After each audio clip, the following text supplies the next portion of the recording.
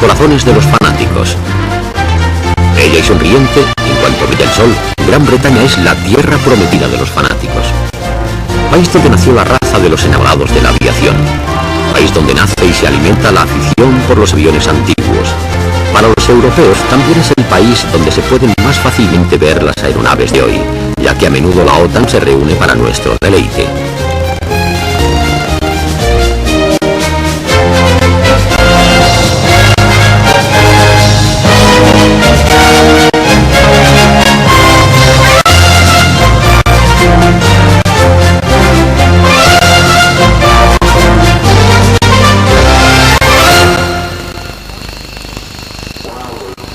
Ayer, este bombardero atómico cuatirreactor Handley Page Victor, puesto en servicio en 1956. A principios de los años 70, los que permanecían en buenas condiciones fueron convertidos en aviones nodriza K-2. El Victor K-2 está ahora al final de su carrera. Lleva cerca de 58 toneladas de carburante, de las cuales más de 6 se encuentran en cada depósito suplementario bajo las alas y puede reabastecer en vuelo hasta 3 aviones a la vez. Esta es la más célebre de las estaciones de servicio volantes. El KC-135, del cual Estados Unidos utiliza todavía más de 600 ejemplares, fue construido en 37 versiones sin contar sus derivados comerciales como el Boeing 707. Tan antiguo como el Boeing, el bombardero biplaza Blackburn Hawker Siddeley Buccaneer es un filibustero peligroso.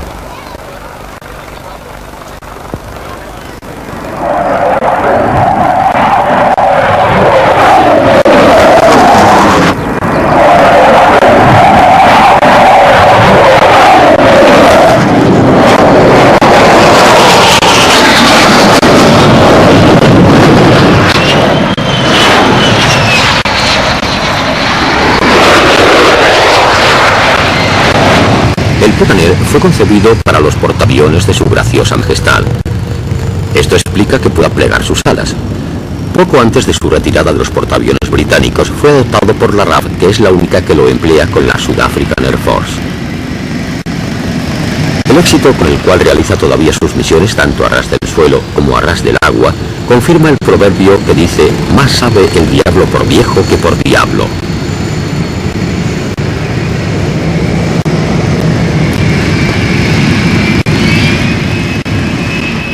Este viene de arriba, de muy arriba. Es el Lockheed TR-1, un espía solitario, silencioso, vestido con el traje que se necesita para hacerse invisible a 27 kilómetros de altura.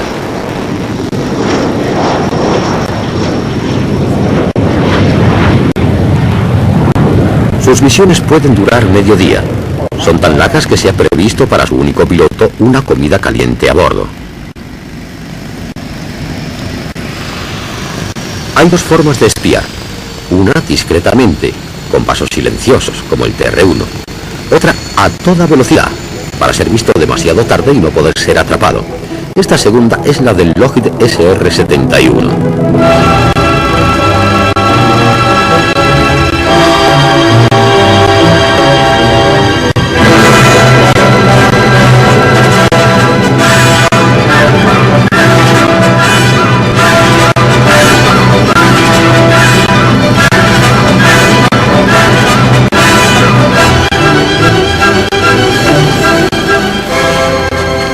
En su origen fue un avión misterioso, el A-11, más tarde interceptor polivalente, el IF-12A, que nunca encontró adversario ni enemigo a su medida.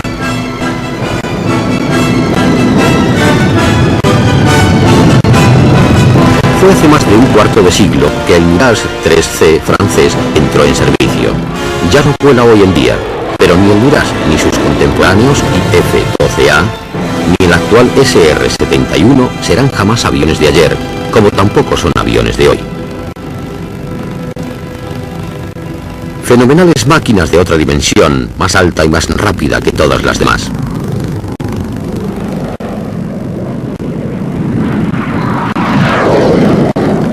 El techo máximo de estos monstruos de titanio no se conoce, pero es de al menos 30 kilómetros. En cuanto a su velocidad, alcanza más 3.620 kilómetros hora. El mono del piloto y del operador de sistemas de reconocimiento del SR-71 no ha variado en estos 25 años, nada más que en detalles. Primero se coloca un mono completamente presurizado provisto de una malla de tubos flexibles. Sobre él, otro mono de protección para casos de abandono de emergencia del avión, provisto de un arnés con paracaídas, de un salvavidas y de material de supervivencia. Por fin el casco y los guantes, todos ellos sumergibles y presurizados.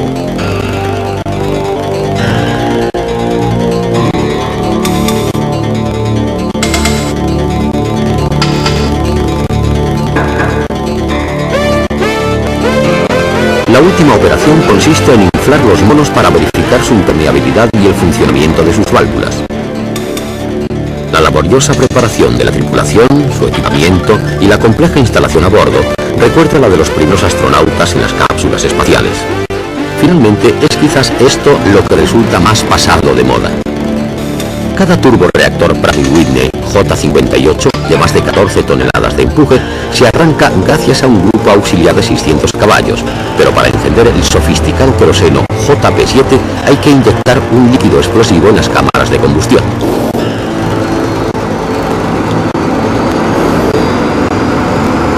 En vuelo, las entradas de aire solas comprimen 40 veces el aire necesario para los motores. El comportamiento del SR-71 en vuelo es muy particular, y para preparar los pilotos a procedimientos delicados, es decir, peligrosos, se han construido algunos SR-718 biplazas con mandos de vuelo dobles. Solo se conocen dos. Un SR-71A fue modificado en SR-71C para reemplazar al primer B destruido en un accidente.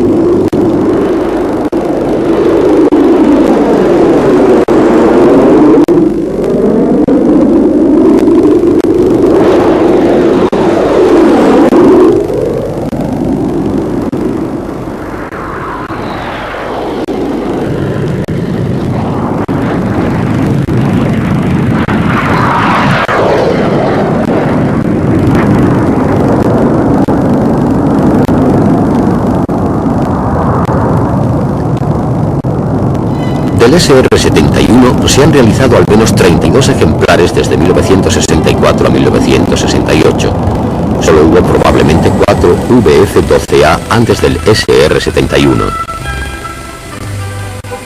Más pequeños y más ligeros, tenían un gran morro que albergaba un radar de tiro ASG-18 bastante diferente a los de hoy. En sus bodegas transportaba misiles AIM-47.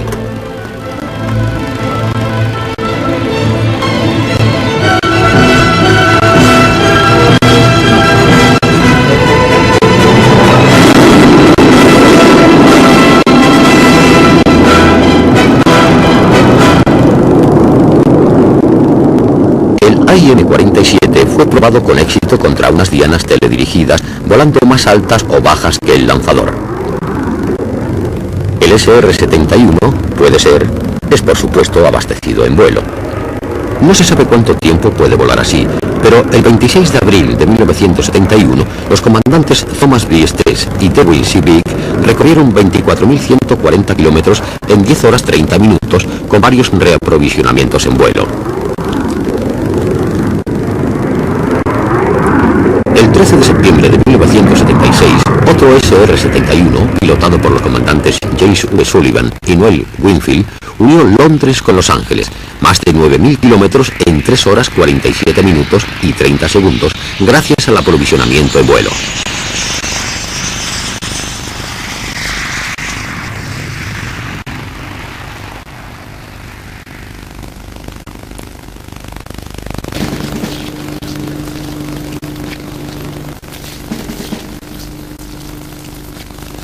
Solo otro avión parece atraer tanto a los servicios de seguridad como el SR-71 cuando aparece en público.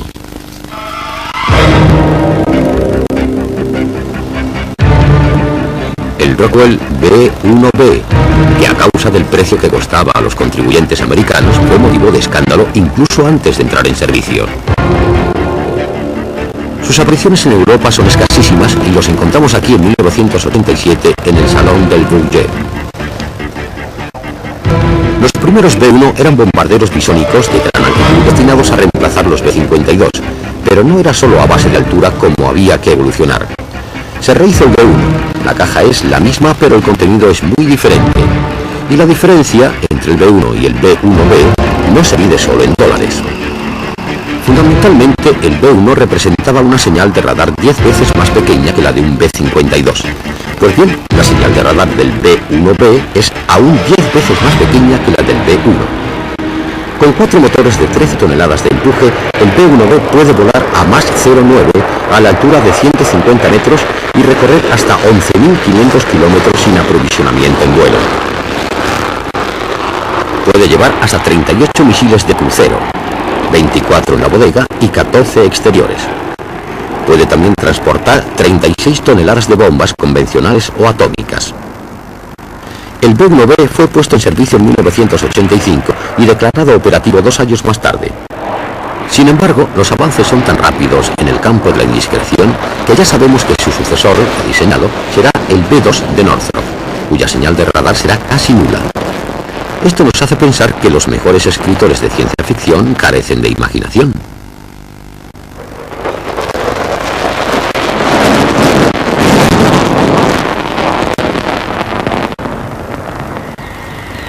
Mucho más pequeño que el B1B, el Tornado, fue también motivo de escándalo.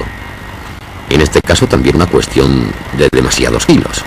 Kilos de marcos alemanes, de libras esterlinas y de liras, por supuesto.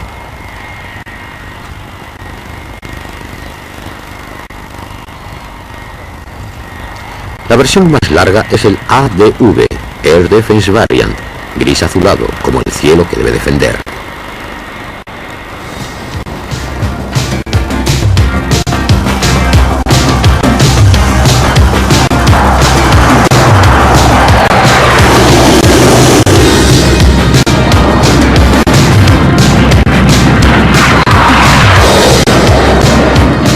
Para golpear con precisión, el Tornado IDS vuela muy rápido y muy bajo.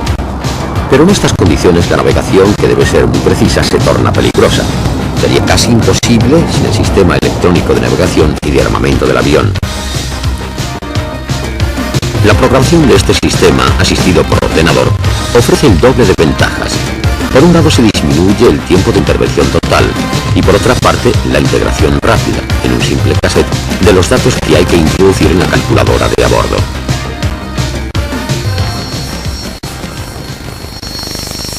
Antes de subir a bordo, el navegante, que también es el oficial de armamento del avión, introduce directamente en la calculadora de a bordo las características de las cargas y municiones llevadas.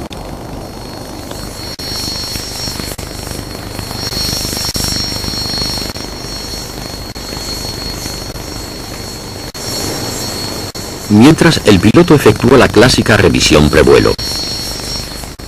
Una vez instalado en su puesto, el navegante introduce en el ordenador del sistema de navegación el cassette con las características de la misión tal cual han sido registradas en la preparación. Se activan los sistemas. El avión está listo. Delante, el piloto controla motores, mandos y sus propios instrumentos de navegación, ya que él es el responsable de alcanzar el objetivo en la fase final de aproximación.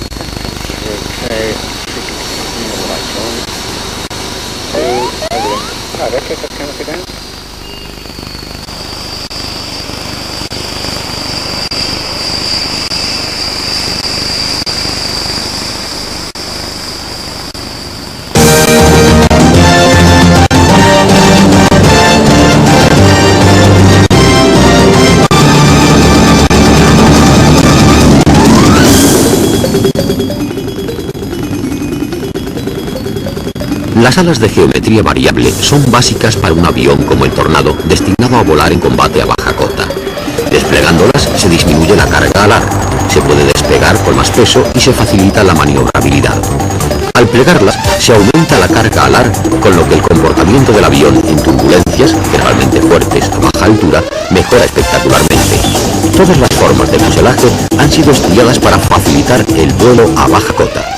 Por todo ello, el Tornado puede volar más cerca del suelo y a mayor velocidad que ningún otro avión.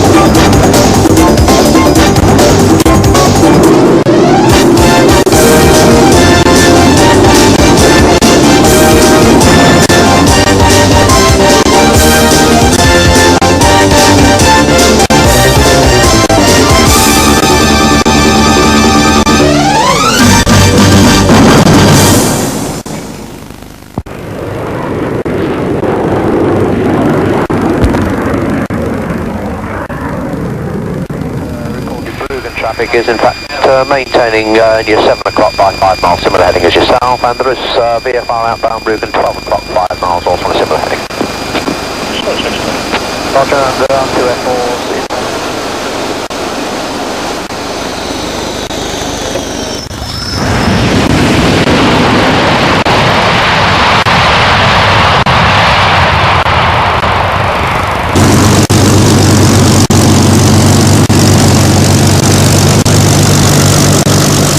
Retroceso al pasado con un Spitfire, un Hurricane y el Lancaster del Battle of Britain Memorial Flight.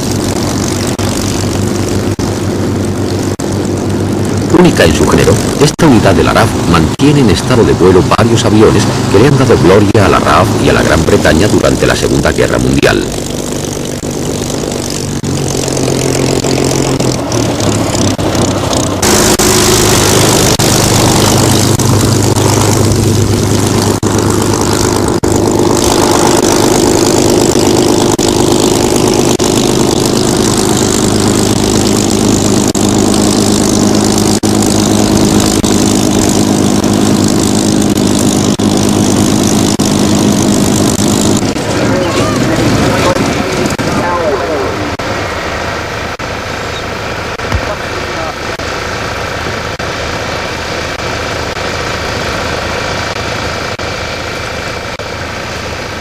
Hasta septiembre de 1988, durante los últimos 20 años, el Lancaster Mk-1 del BBMF fue el único que podía volar. Sin embargo, unos 7.400 fueron construidos entre 1941 y 1945.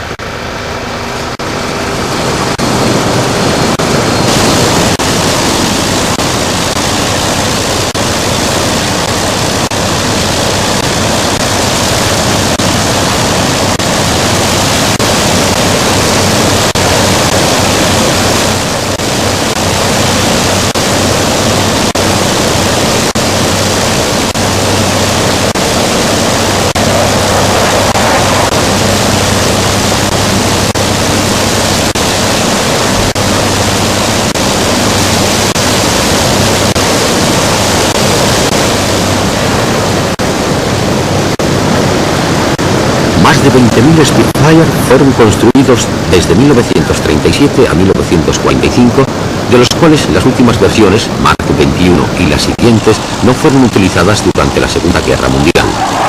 El Mark 9, que era en sus orígenes una variante intermedia, fue finalmente el más construido y estuvo en servicio en algunos países hasta los años 60. Muy buscados por los coleccionistas, los Spitfire son desde hace algunos años cada vez más numerosos en el cielo.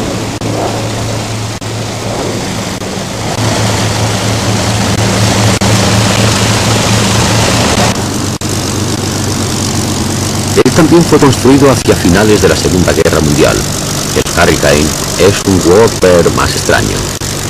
Relegado a tareas oscuras, no se ha beneficiado del mismo éxito que el Spitfire. Uno de los pertenecientes a la Battle of Britain Memorial Flight es el Hurricane Mark II TZ-865, el último modelo construido de los 12.780 Hurricane.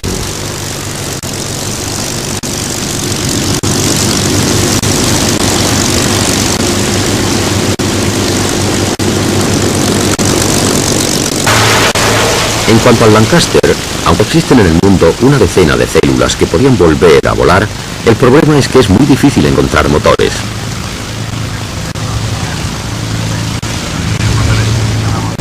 Lancaster, Hurricane y Spitfire son propulsados por el famoso V12 Rolls-Royce o Packard Merlin de 36 litros de cilindrada. La potencia fue elevada progresivamente de 900 a 1.700 caballos en unos 10 años por las constantes mejoras. La serie del Rolls-Royce Griffon más potentes le siguió antes de la llegada de los reactores. Pero el ruido de los Merlin, así como su buen resultado y el prestigio de los aviones que equipó, hicieron de él uno de los motores más famosos de la historia.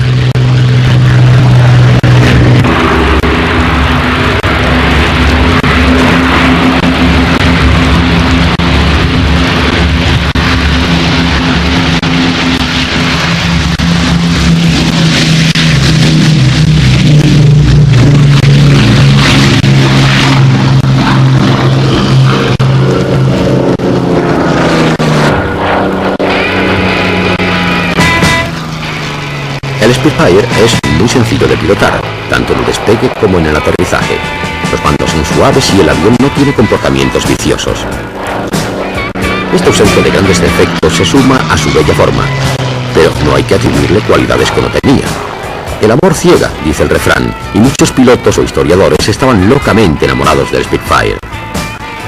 Esta versión del Spitfire Mark V tuvo el triste honor de demostrar sus límites y capacidades frente a sus adversarios alemanes contemporáneos como el Focke-Wulf o el Messerschmitt 109G.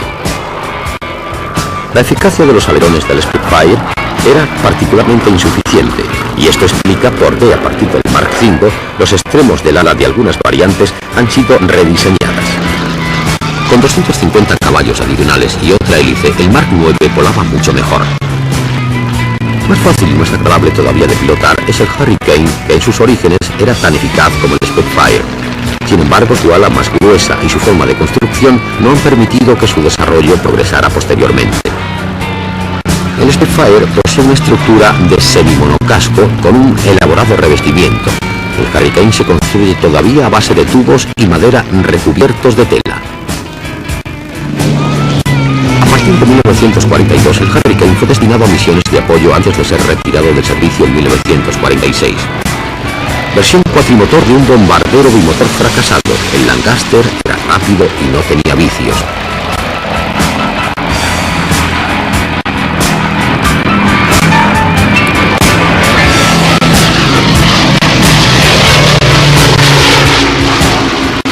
Tenía también la gran ventaja de una gran bodega para bombas que le ha permitido adaptarse a numerosas y variadas tareas hasta principios de los años 60, desde bombardero hasta patrullero en alta mar.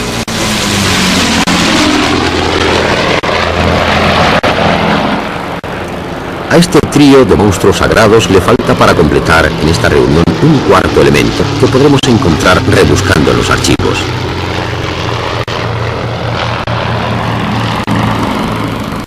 El Messerschmitt 109, más rápido y más manejable que su principal enemigo, el Spitfire, excepto a gran velocidad, tenía varios defectos que la famosa testarudez de su constructor y sus ideas preconcebidas impidieron corregir.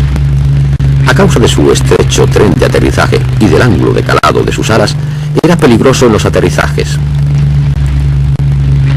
Un historiador alemán ha revelado hace poco que más de la mitad de los Messerschmitt 109 construidos se perdieron en accidentes ajenos a las operaciones militares. Pero este pequeño caza tenía una peculiar elegancia en el cielo.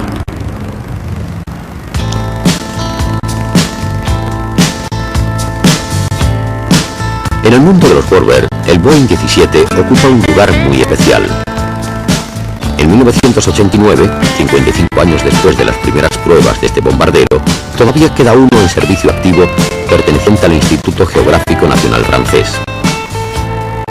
Un caso único de longevidad para un avión de guerra.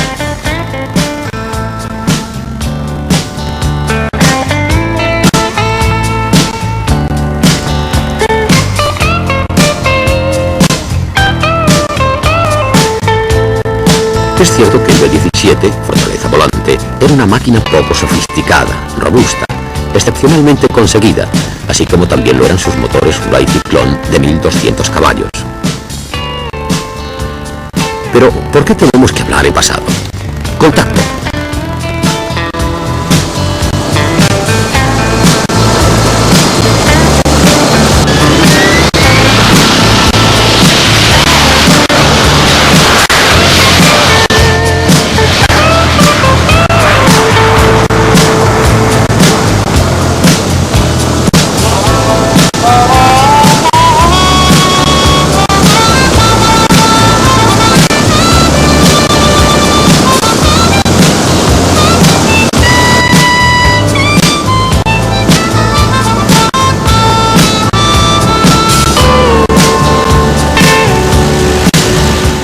Hombres de tripulación, 13 ametralladoras de gran calibre y 2 toneladas de explosivo. Delante de nosotros el B-17 avanza, desfila delante de un público entre el cual los jóvenes cansados de ver grandes Airbuses y Jumbos se extrañan de que un avión tan enorme en la memoria de sus mayores sea tan pequeño a sus ojos. En su parte más ancha, detrás de los pilotos, el fuselaje mide menos de 2 metros. Sin embargo, en su morro, 3 o 4 adultos de buen tamaño pueden caber sin molestarse.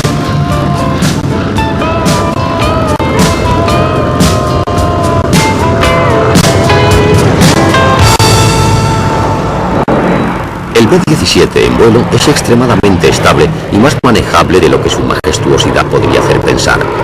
Los mandos son suaves, lo cual es extraño en un avión de este tamaño.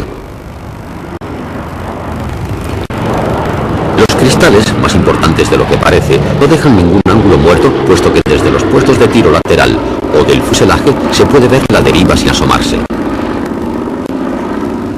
A pesar de la potencia de sus armas defensivas, la fortaleza volante era muy vulnerable y su principal protección residía en la eficacia de cobertura de los cazas de escolta.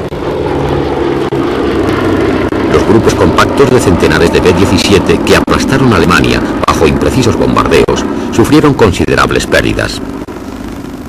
Pero la flota de cuatrimotores americanos colocó a la Luftwaffe a la defensiva y obligó a la industria alemana a buscar soluciones extremas para tratar de contenerlos. De esta forma se aceleró la producción en serie de aviones a reacción que todavía no estaban a punto, como el Messerschmitt 262.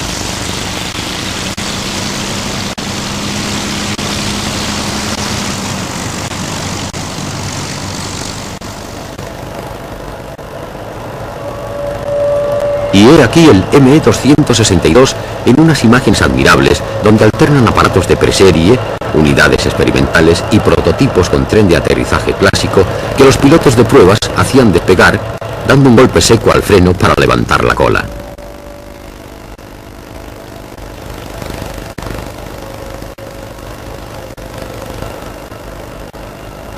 Esta película fue rodada en 1942. El birreactor no fue operativo hasta los últimos meses de la guerra. Aceleraba muy lentamente y luego volaba demasiado deprisa para combatir eficazmente a los bombarderos y sobre todo los cazas con motores de pistones. Pero fue el amanecer de una nueva época.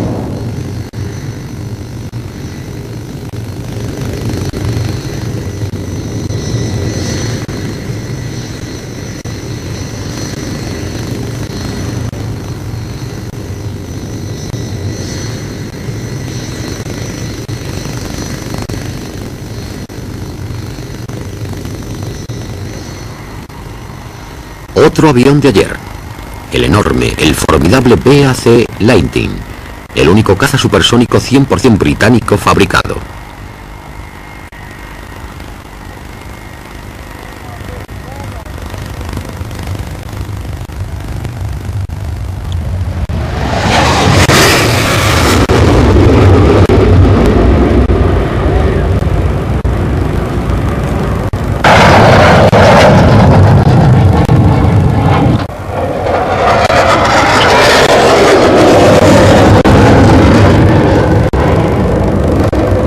Toneladas en carga máxima, 14 toneladas de empuje y una gran agilidad.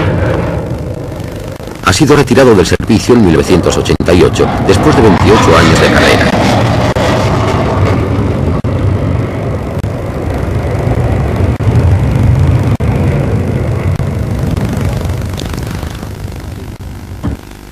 Surgiendo como una flecha, el Fairfield A-10. 16 metros de largo, 17 metros de envergadura, 23 toneladas cargado. En su panza, el cañón más potente aerotransportado que puede lanzar 1100 obuses en una veintena de segundos.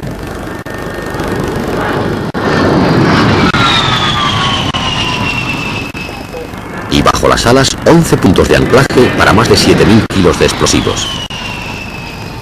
Llega sin ruido, más bajo que los árboles. Maniobra en un pañuelo. Se le ha llamado Thunderbolt, el rayo.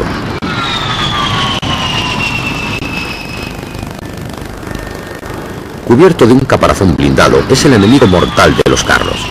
Los blindajes más fuertes no resisten sus proyectiles de uranio.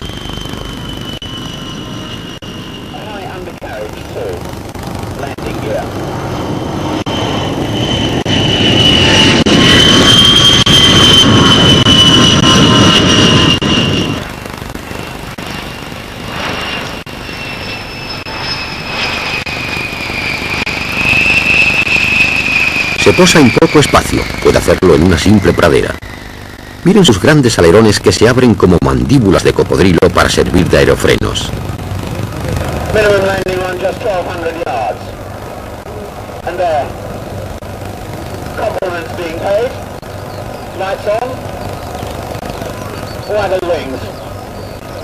Well, almost. Control surfaces, that is.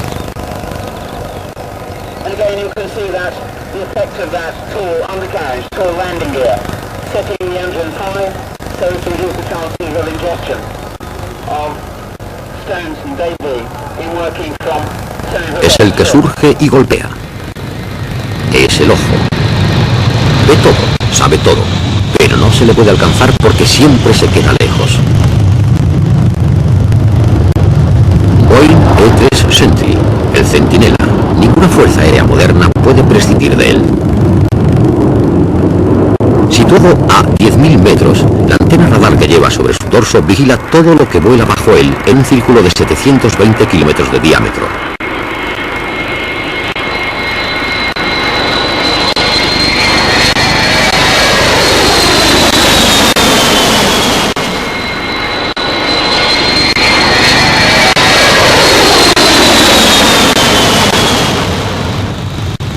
En su fuselaje, 15 hombres, frente a 9 pantallas, pueden dirigir la acción de varias unidades aéreas amigas. El único AWACS, uno solo, desde su puesto de control volante, puede fácilmente coordinar los movimientos de todas las aeronaves de varias fuerzas aéreas europeas al mismo tiempo.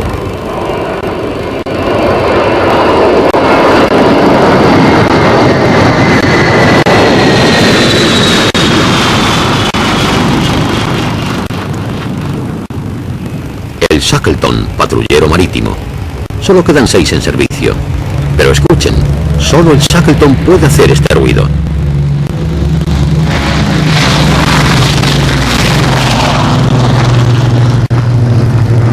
Cuatro Rolls-Royce Griffon de pistón y 8 hélices.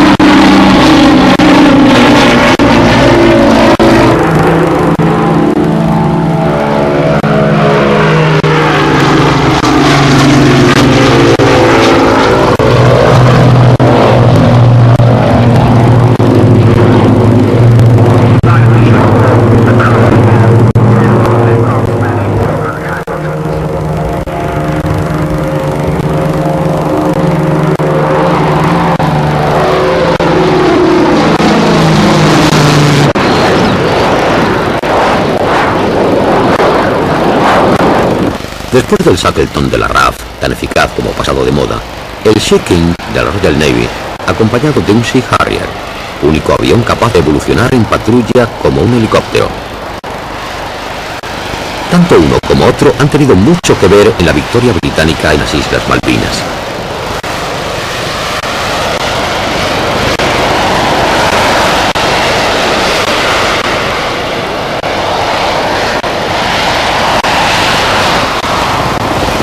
Este Sea King HAS está equipado de un radar de vigilancia marítima sujeto a una barquilla basculante bajo la panza.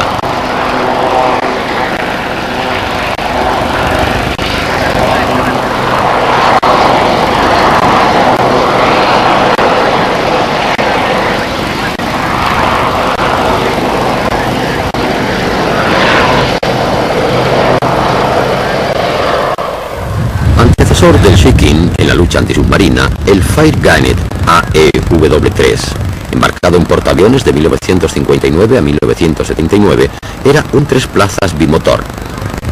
Dos turbinas Mamba movían una pareja de hélices contrarrotativas. En el curso de su carrera, este avión conoció muchas vicisitudes.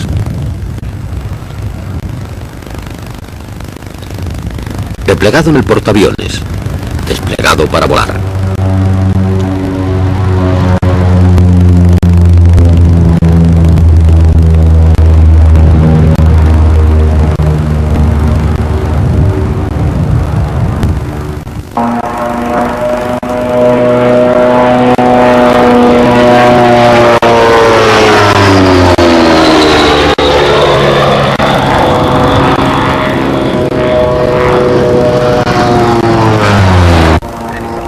Igual que le ocurre al Shackleton, el ruido de su doblete de hélices cubre el de sus motores. Pasada ahora del Gannet con una turbina cortada. La hélice de detrás es como un estandarte.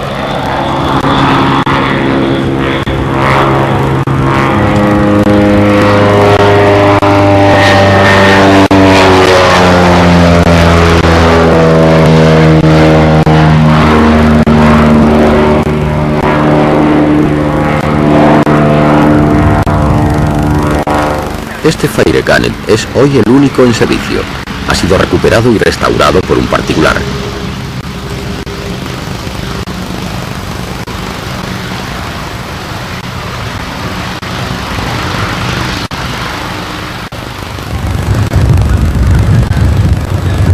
Retrocedamos una generación más hacia el pasado.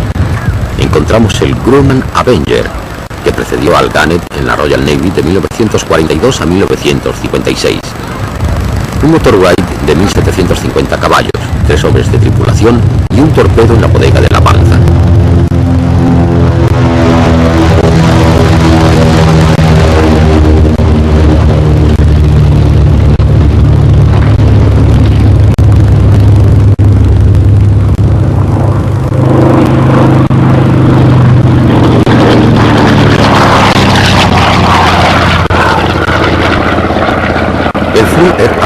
La aviación naval británica utilizó aproximadamente 1000 Avenger en 4 versiones.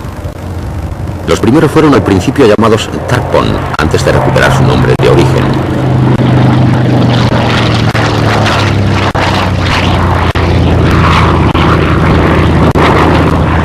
Este Avenger 3, que no consigue replegar totalmente su pata derecha, es un Warbird único en Europa.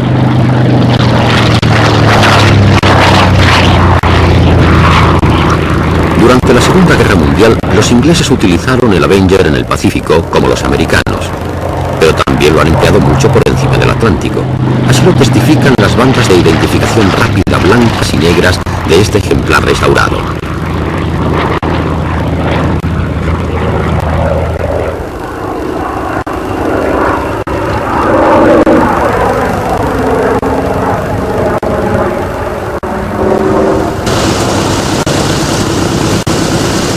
En 1938, unos ingenieros americanos decidieron colocar el motor más potente posible en el fuselaje más liviano posible. Así nació el Corsair. En 1940, con 1800 caballos, el Corsair fue el primer caza que alcanzó 670 km por hora. Fue construido en serie con motores de 2000 a 2300 caballos.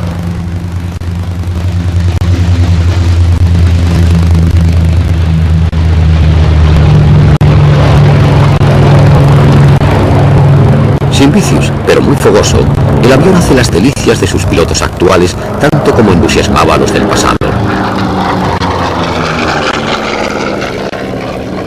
La Marina Británica ha utilizado más de 2000 Corsair hasta agosto de 1945. Este está pintado con los colores de Nueva Zelanda de 1944.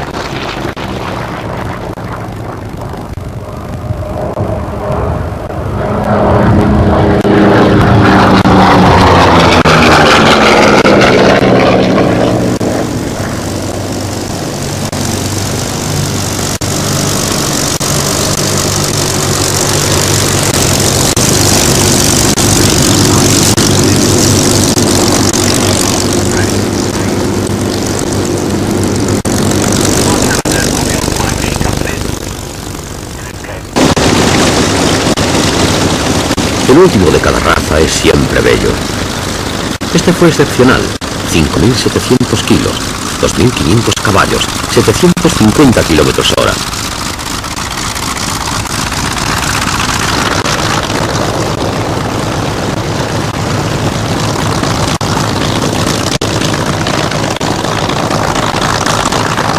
El Hawker Sea Fury. El Sea Fury fue el último caza construido en serie con un motor de pistón semejante al Bristol Centaurus, pero sin válvulas.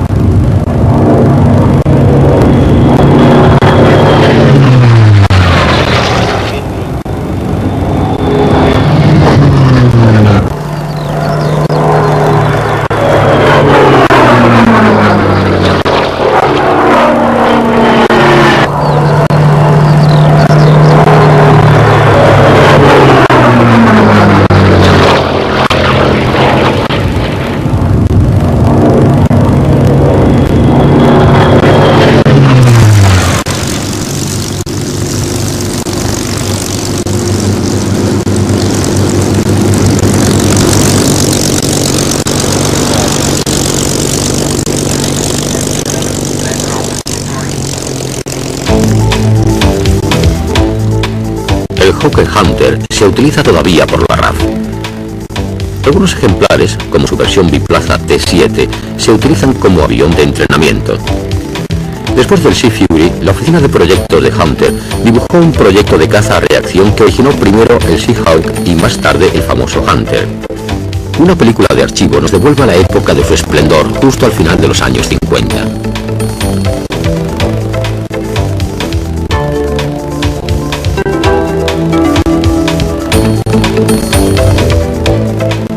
Después de tener unos difíciles comienzos, principalmente a causa de su motor, el Hunter conquistó numerosos estados mayores y fue finalmente construido en número de 1985 ejemplares. Aunque es el portador del récord mundial de velocidad con 1.171 km/h en 1953, el Hunter no ha podido sobrepasar a Mach 1 nada más que en un ligero picado. En el panel de caza puro se ha visto rápidamente superado por otros competidores provistos de alas más finas y de postcombustión. Ha sido en las misiones de caza bombardero donde ha dado la medida de su capacidad. En su versión F6, la más difundida, al Hunter se le motoriza con un reactor Rolls-Royce Avon de 4.500 kilos de empuje y está armado con 4 cañones Aden de 30 milímetros. 6 puntos de anclaje bajo las alas pueden recibir numerosas cargas externas, incluso misiles. En el parking se encuentran 5 Hunter T7 biplazas, recién vueltos al ejercicio de tiro. Los Hunter T7 de la RAF y T8 de la Marina Americana fueron los únicos biplazas. Los Hunter T8, aunque no se embarcaban, estaban provistos de un gancho para los ejercicios de apontaje. Antes de despegar, el instructor revisa la lista de chequeo. Los instrumentos de navegación están agrupados sobre un panel enmarcado en blanco. Control de los mandos.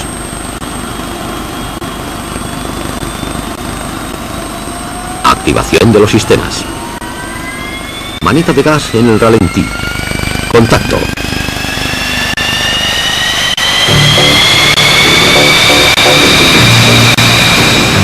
La más célebre patrulla de la época era la formada por los Hunter negros del 111 Escuadrón 111.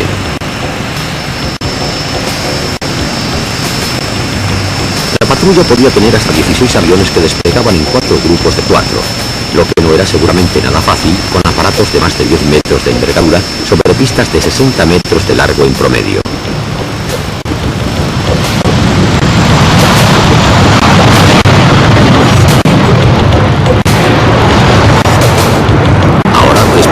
En un grupo de 5 con las ruedas apurando el borde del cemento.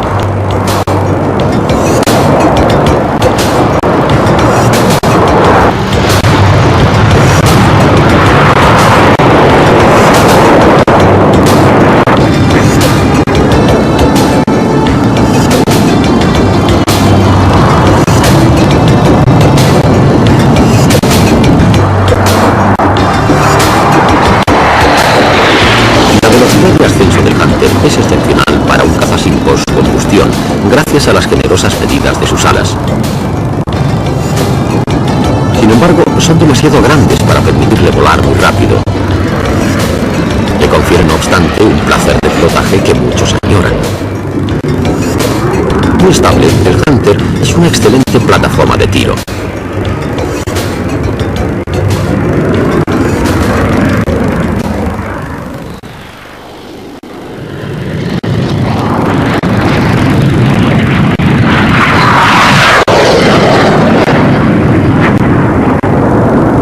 Estos Hunter T-7 han sido filmados después de un ejercicio de tiro aire-aire sobre una diana remolcada por otro Hunter.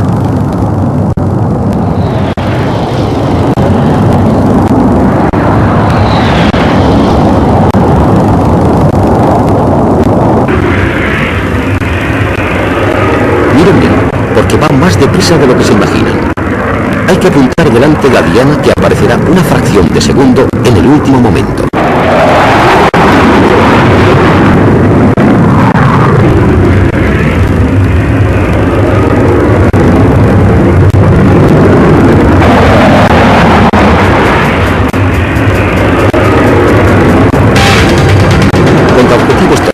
La estabilidad del Hunter es un factor importante en la precisión del tiro.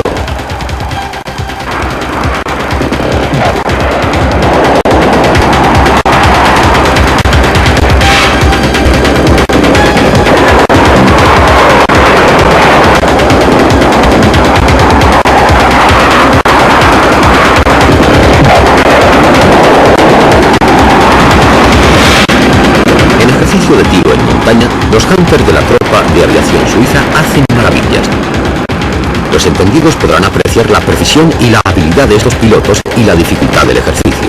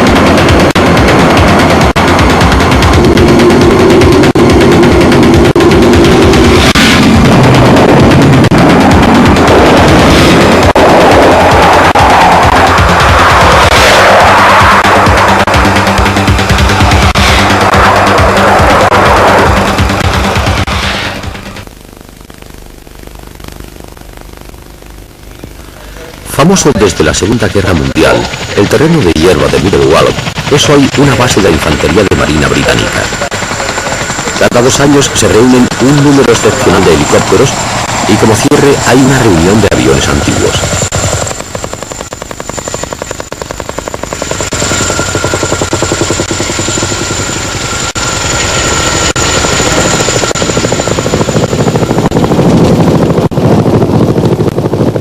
La máquina que abre el baile, para nosotros, es el Chinook, el CH-47 designado HC-1 en la RAF. En contra de las apariencias, es antiguo. Está propulsado por 2 turbinas Lycoming de 3.750 caballos cada una y puede despegar con 24 toneladas de carga.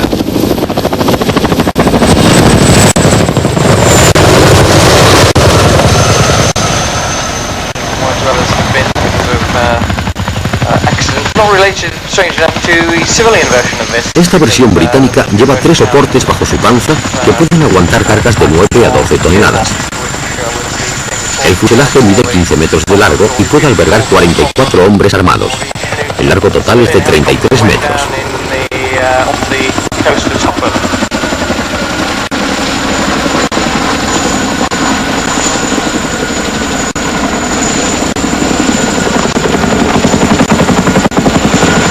It's a fairly large double-leg beater. You've got some idea of how manoeuvrable it can be in the air. I'm going to get some idea of actually how manoeuvrable it can be on the ground.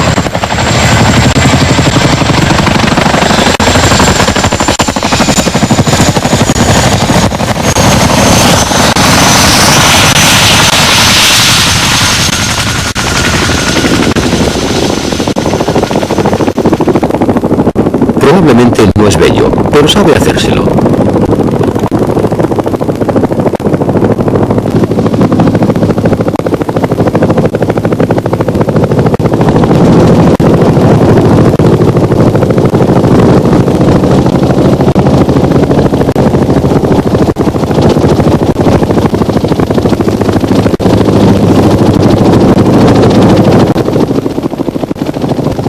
Y marcha atrás viene con la boca abierta a recoger su premio.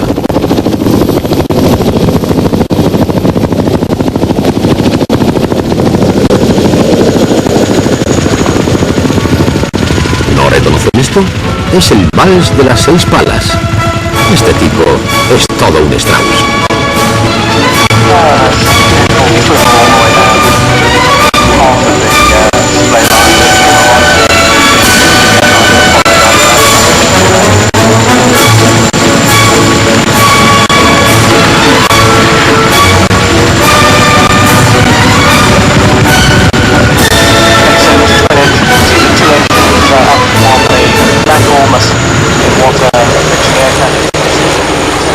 Beagle, Skipper, Alouette, Lynx, la aviación de la British Army de ayer y de hoy.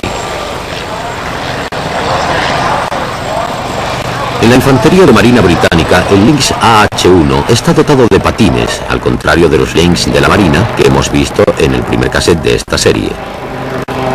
El Lynx AH-1 puede armarse, como en este caso, con misiles anticarros TOW, cuyo tiro dirige un visor colocado en el exterior sobre el asiento de la izquierda.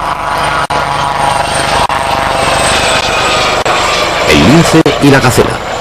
Vivo y potente, el SA-341 Gacela es llamado Ortmannsche AH-1 en la Armada, HT-2 en la Navy y HT-3 en la RAF.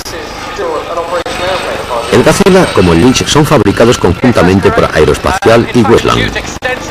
Este Gacela no ha sido equipado para lanzar misiles TOW.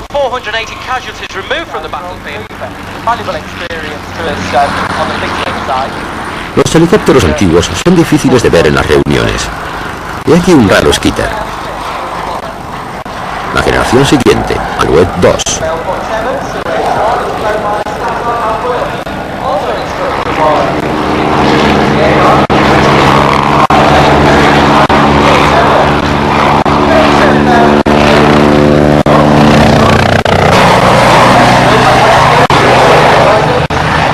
Contemporáneo de los Alouettes franceses y sucesor directo del Skitter, el Westland Scout.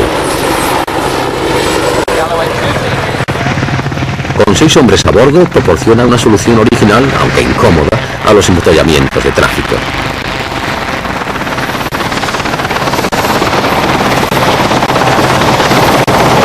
Propulsado por una turbina Rolls-Royce Nimbus, el Scout ha dado vida a una versión marina con ruedas, bautizado WASP.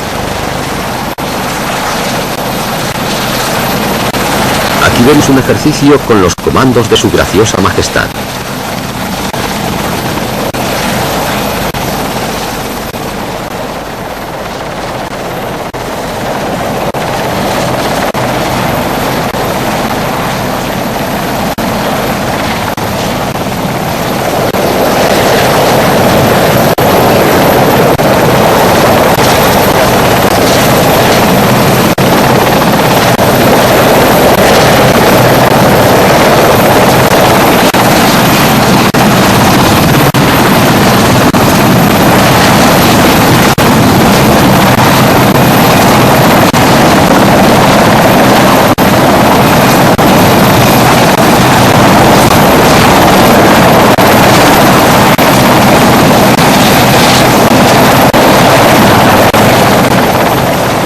Sobre el Scout y el WASP, la turbina Nimbus de 710 caballos tiene la particularidad de poseer 2 toberas de escape que desvían el chorro caliente y lo diluyen.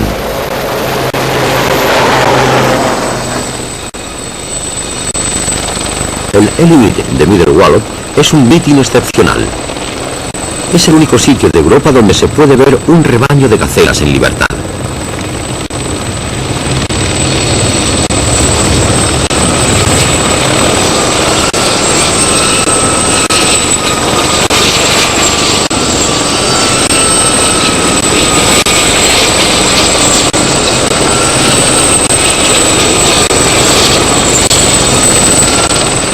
rebaño completo se alinea en la parte delantera de la escena para recibir los aplausos del público antes de romper filas.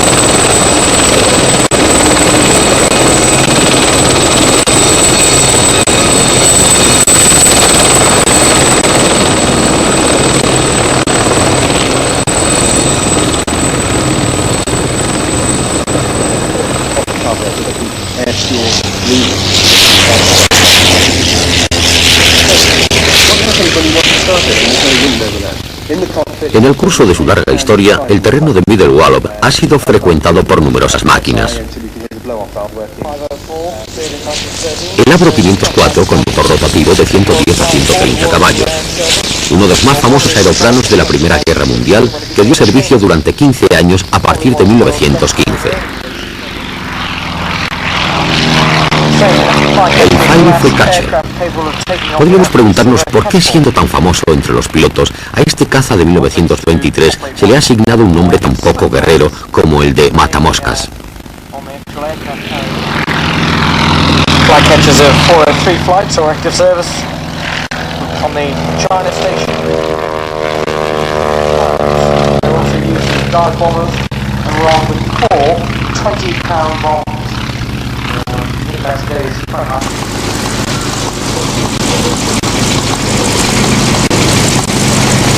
El último Fairey Swordfish en estado de vuelo. Este ejemplar del célebre torpedero pertenece al Fleet Air Arm Museum de Jubilstone.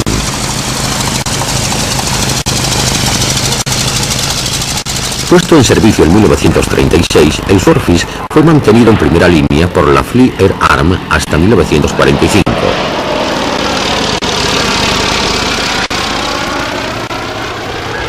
Un caso de longevidad increíble, tanto más si se tiene en cuenta que el sucesor del Swordfish, el Fairey Albacore biplano, fue también retirado mucho antes. Lento, arrastrado por un motor Bristol Pegasus de 690 o 750 caballos solamente, el Swordfish ilustra totalmente la nostalgia que muchos estados mayores de la Marina tuvieron siempre con las arboraduras atestadas de vergas y de maromas. El Swordfish sirvió brillantemente en el Mediterráneo en 1940 contra la flota italiana en Tarento y más tarde en las famosas operaciones contra los cruceros de bolsillo alemanes Shark Horse, Schneisenul, Prinz Eugen y por supuesto el Bismarck, el cual dio el golpe final.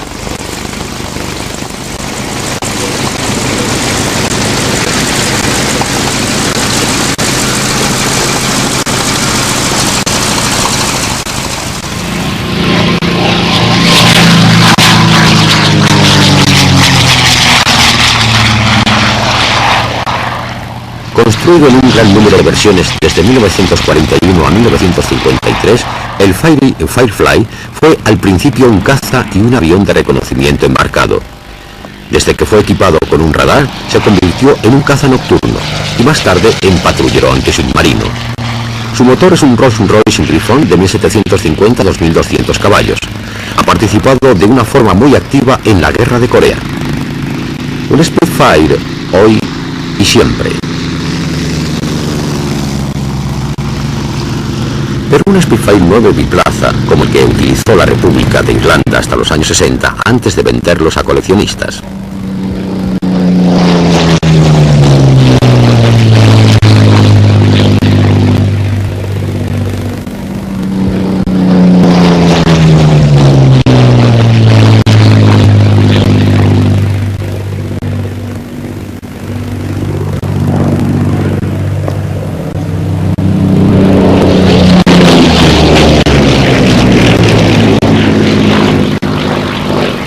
Del Spitfire biplaza fueron construidos pocos ejemplares, ya que su uso solo ha sido marginal.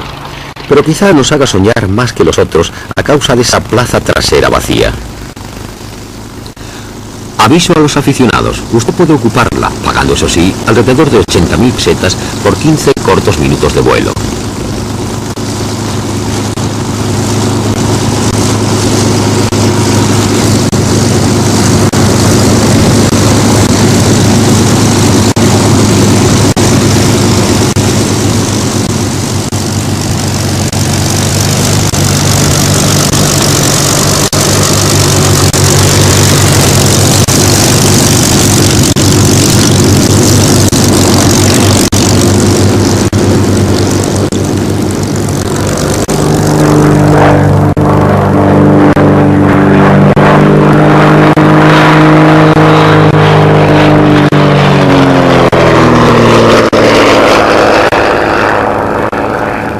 Revolotea, como ha hecho a menudo, aceptando pacientemente las torpes evoluciones que le imponían los futuros pilotos de combate de la RAF.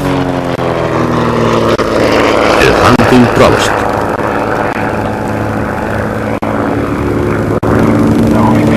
Nació en 1950 con un motor de pistón Albis Leonides de 550 caballos.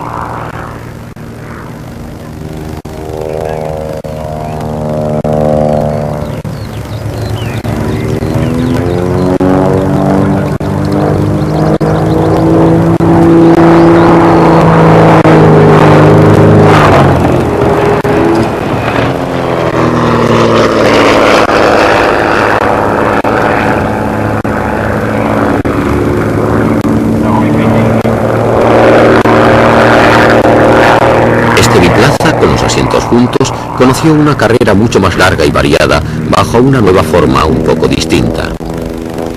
Esta.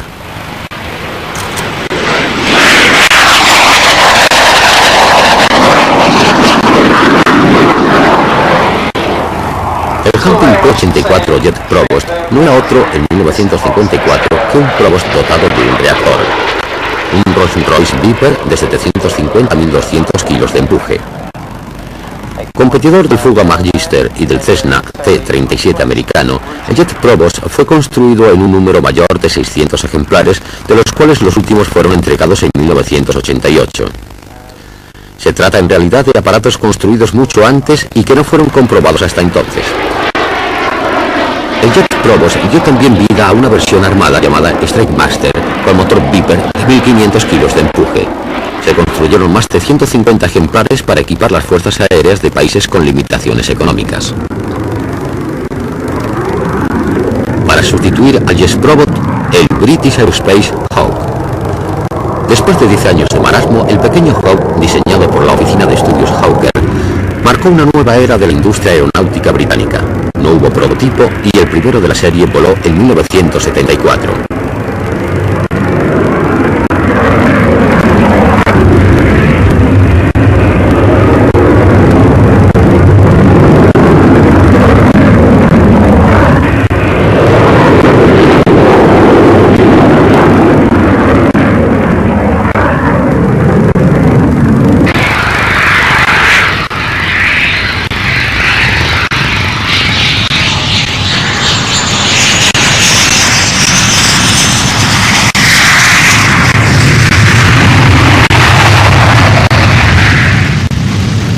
Plaza de entrenamiento. Se exporta a varios países, entre los cuales están los Estados Unidos, con el nombre de T-45 para la US Navy. En la RAF, algunos Hawks están preparados para lanzar misiles Sidewinder. Son los T-1A, que pueden utilizarse como aparatos de caza y apoyo táctico.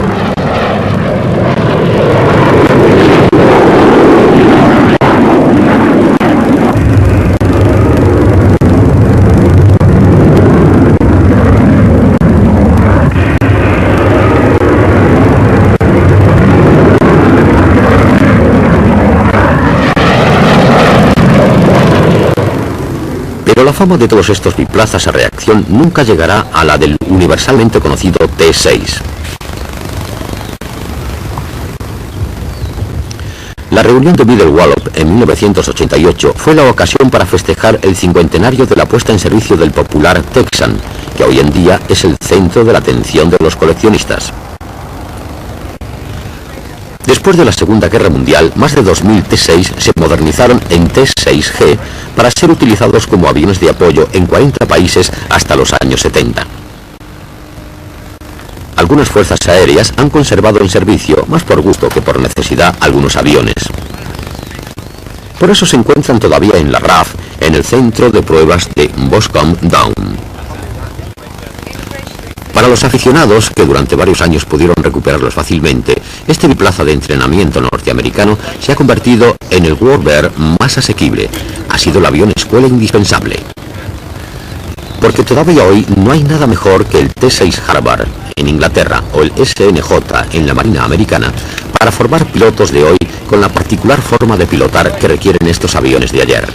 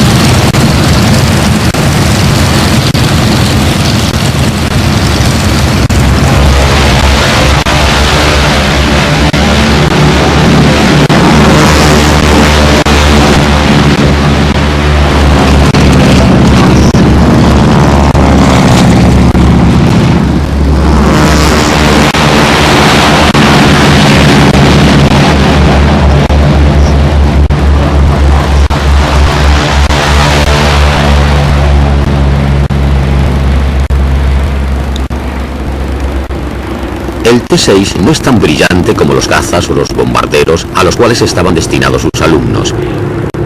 Sus 550 caballos son insuficientes, sus mandos son pesados, es poco manejable. Pero sus defectos son cualidades, porque obligan a sus alumnos a pilotar con los pies, los brazos, las piernas y sobre todo el cerebro.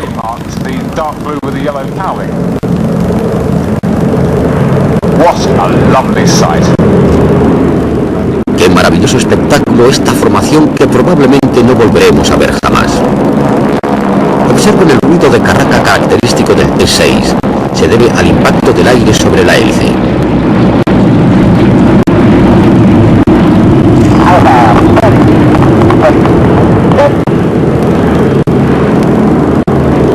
Bravo section next.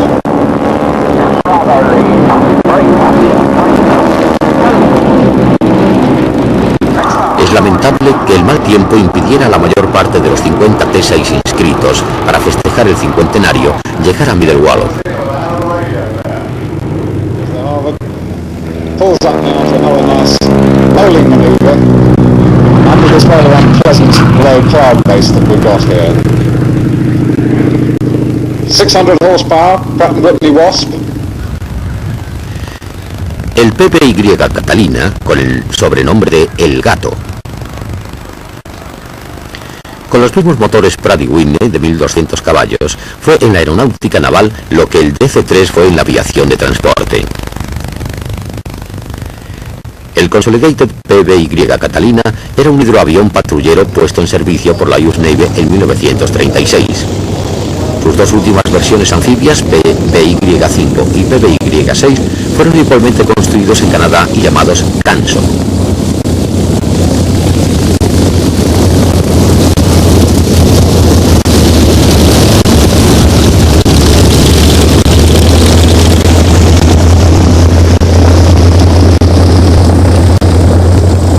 Provistos de torretas generosas, que han desaparecido en este aparato parcialmente restaurado, el Catalina era un centinela lento pero obstinado, capaz de volar durante más de 17 horas de un tirón.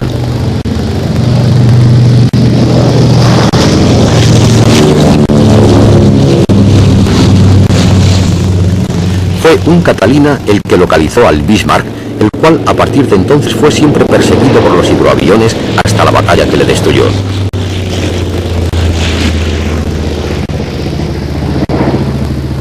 El PBY-6, filmado en Middle Wallop, poco después de su llegada a Gran Bretaña, fue pintado con los colores de los aviones e hidroaviones del Coastal Command de la RAF durante la Segunda Guerra Mundial.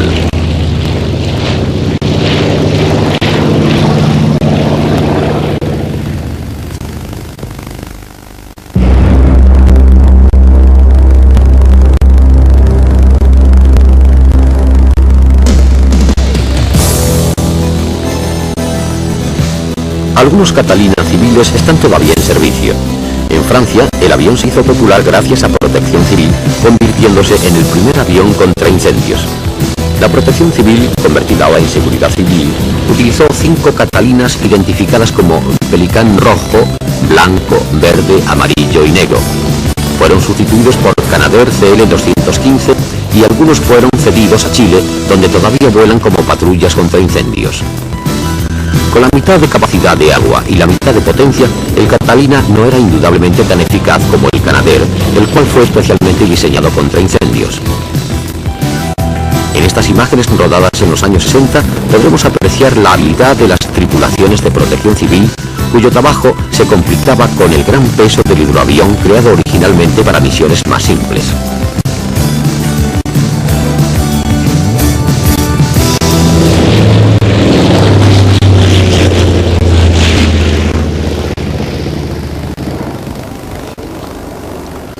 Para terminar nuestro periplo, que nos ha llevado de Suiza a Suecia, de Suecia a Marruecos, pasando por Bélgica y por fin a Gran Bretaña con esta tercera cassette, iremos a Farnborough, al Salón Internacional que tiene lugar cada 2 años, alternando con el de la Bourget.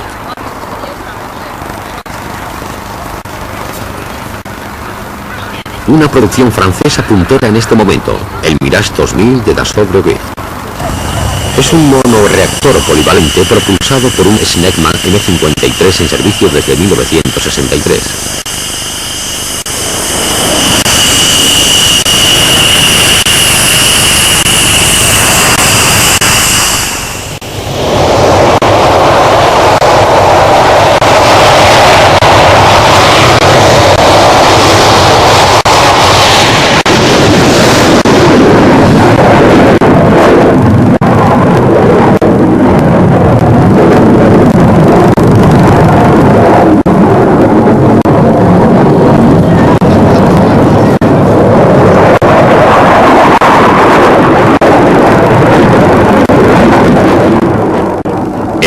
En un pañuelo, el piloto nos demuestra la espectacular maniobrabilidad del 2000.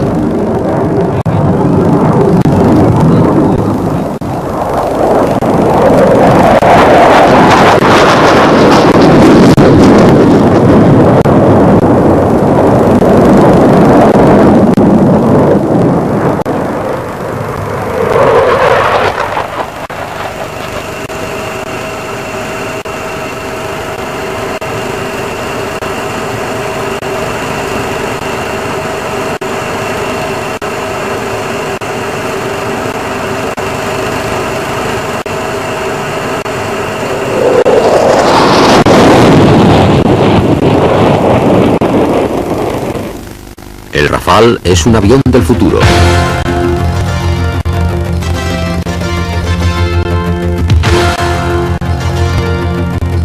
No será el sucesor del Mirage 2000, pero reemplazará a los viejos aviones de la Fuerza Aérea Táctica y tendrá en la aeronáutica naval un rol polivalente de interceptor y cazabombardero.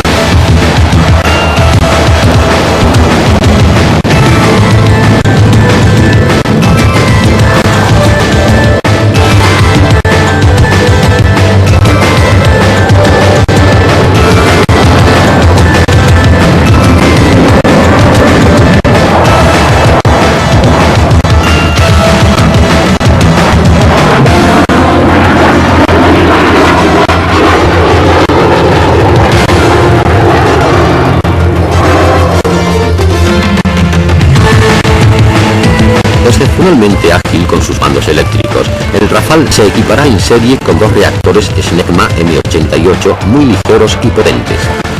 Así, el Rafale será el primer avión de combate francés que tendrá una relación empuje-peso muy superior a 1.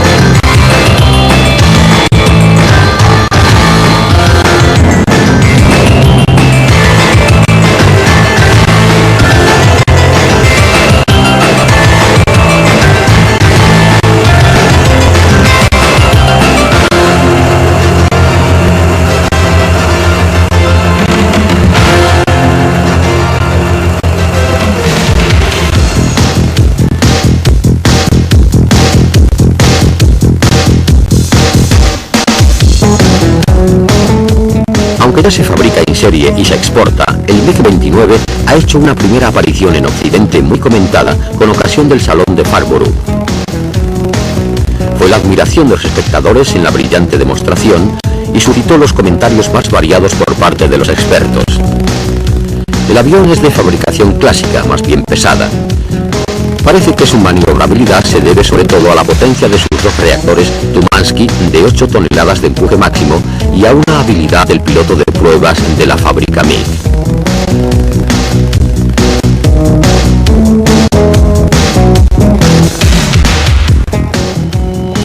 Todavía falta una mayor renovación en los soviéticos, aunque sus técnicas de combate han mejorado mucho en los últimos años.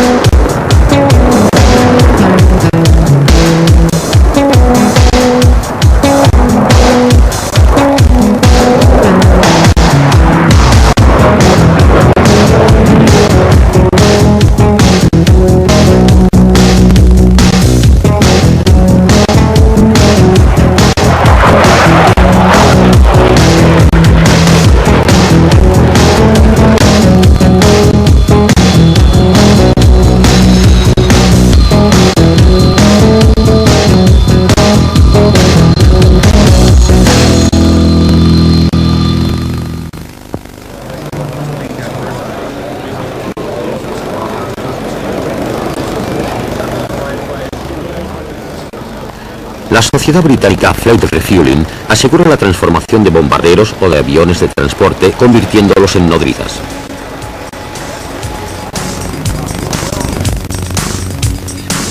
En estas imágenes encontramos de nuevo al Victor, versión nodriza, acompañado del Buccaneer y del Skyhawk.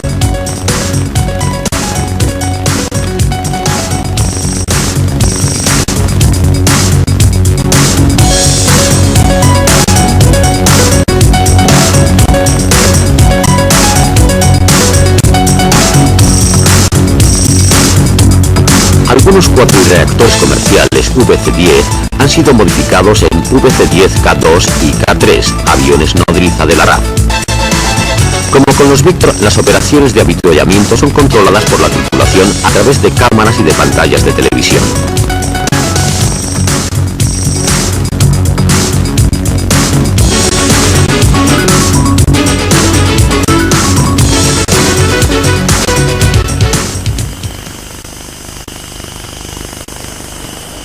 Como ya es costumbre en los salones, los aviones de ayer están presentes para recordar a los aviones de hoy quién les ha hecho reyes. En 1933, para ganar la carrera Londres-Melbourne, la sociedad de Havilland construyó 3 bimotores pequeños DH-88 Comet, muy rápidos y de líneas futuristas para la época. Movidos por 2 motores Gypsy 6 de 230 caballos, sobrepasaban los 320 km/h. El número 34, que tiene el nombre de su sponsor, ganó la carrera. Otros 2 DH-88 Comet fueron construidos a continuación. Este Comet, que Mermos llamó el bólido postal, demostró que se podía ir deprisa y lejos con un poco de potencia. En 1940, el Mosquito fue una derivación.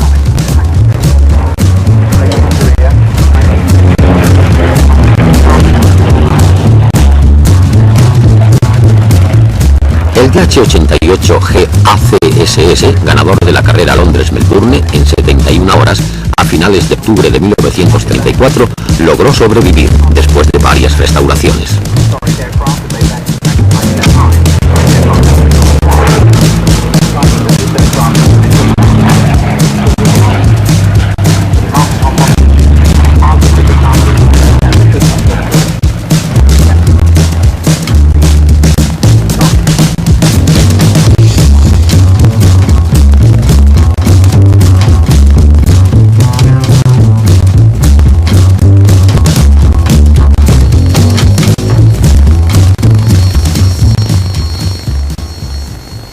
Red Arrows, las 9 flechas rojas de Gran Bretaña, maniobras impecables.